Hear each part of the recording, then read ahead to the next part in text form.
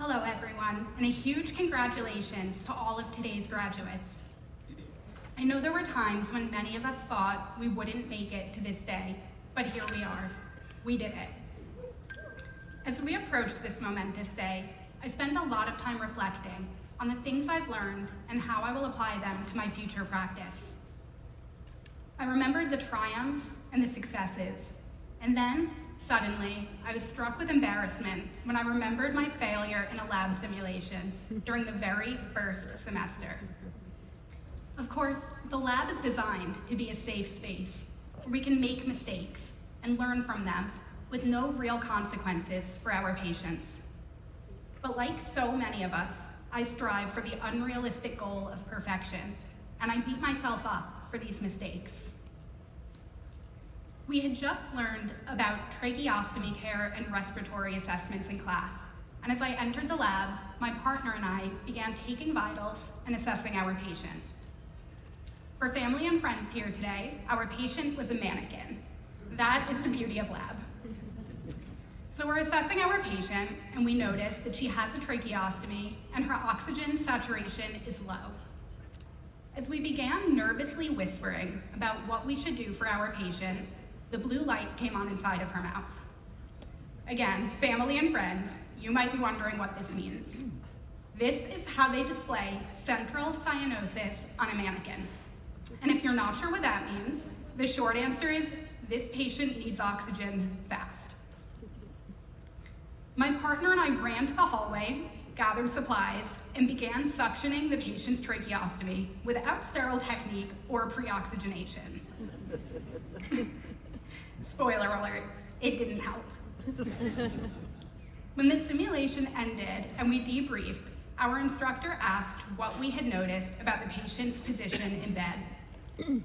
We replied that the head of the bed was fairly flat and that the patient was slumped slightly to one side. Her poor oxygenation was due to her position in bed. All we needed to do was elevate the head of the bed and reposition her. I was so mortified by my oversight in that moment that I almost began to cry. How could I have missed what was right in front of me? Something so simple. How could I have forgotten one of the most important lessons of the first semester? Try the least invasive intervention first. I was so eager to practice these new high-level nursing skills that we had learned about in class, and I had this misguided belief that by advancing my nursing skills, I would somehow abandon the basics, the fundamentals. But as I gained more experience, both as a student and as a practicing nurse, it became increasingly obvious to me that the most advanced nursing skill is looking at the big picture. It is knowing what the patient needs in the moment, whether that is an invasive, aggressive, life-sustaining measure, or something simple, yet equally salient. As I reflect on this idea, I'm reminded of my student nurse experience in a neonatal intensive care unit in Uganda. On my second day there, my preceptor had me assist in providing resuscitation to a premature infant in cardiac arrest. This is what I thought nursing was all about. I was fighting for this infant's life with each chest compression. Ultimately, our efforts were unsuccessful, and the infant died. My job as a nurse was over, I had thought. But I watched as a Ugandan nurse delicately wrapped the infant in a beautiful blanket and handed her to the frightened mother who fell to the floor cradling her motionless daughter. And then I watched my preceptor drop to the floor beside her and place a hand on her shoulder. They did not share a spoken language, but they shared a profound moment of human connection, compassion, grief, and empathy.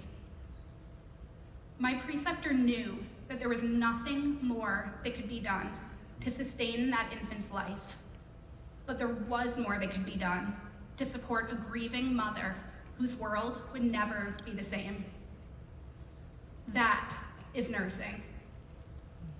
As our brilliant and dedicated Dean White once said, there's always more that we can do for our patients. And this is true because nursing is more than just the medical care that we provide.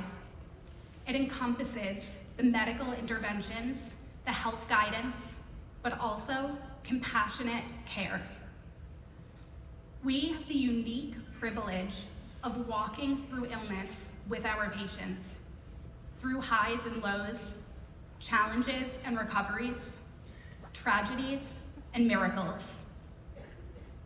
We must allow ourselves to experience the intricate emotion woven into each patient journey, to step back and view the whole picture, and to address the full depth of our patients' needs. As we leave here today and prepare to begin our new nursing roles, my hope for all of us is that we always remember the pathophysiology, the pharmacology, the health education, and the physical examination techniques that we have spent so much time studying. But above all else, I hope we always remember to treat our patients as complex and comprehensive humans, not as symptoms, checklists, or diagnoses. It is this genuine connection that truly allows us to fulfill our calling as nurses. Thank you, and congratulations, MGHIHP School of Nursing 2024